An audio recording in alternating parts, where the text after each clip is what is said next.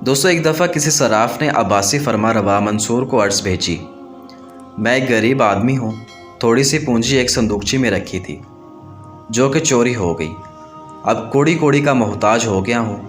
منصور نے صراف کو خلوت میں طلب کر کے دریافت کیا، تمہارے گھر میں کون کون رہتا ہے؟ جواب ملا، میری بیوی کے سوا کوئی نہیں۔ بادشاہ نے پوچھا، بیوی جوان ہے یا معمر؟ صراف نے جواب دیا، جوان ہے۔ خلیفہ منصور نے صراف کو جانے کی اجازت دے دی اور چلتے وقت اسے ایک عطر کی نایاب شیشی عطا کی۔ یہ عطر خلیفہ کے سوا بغداد بھر میں کسی کے پاس نہ تھا۔ خلیفہ کے حکم سے شہر کے فصیل کے پہرے داروں کو شیشی سنگوا دی گئی کہ ایسی خوشبو کسی کے پاس سے آئے تو اسے گرفتار کر لو۔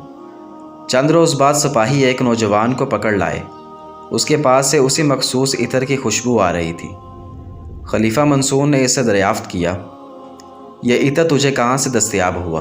نوجوان خاموش رہا۔ خلیفہ نے کہا، جان کی امان چاہتا ہے تو صندوقچی واپس کر دے۔ جان کی امان چاہتا ہے تو صندوقچی واپس کر دے۔ بادشاہ نے صراف کو بلا کر صندوقچی دی اور سمجھایا، بیوی کو طلاق دے دو، تمہاری وفادار نہیں ہے۔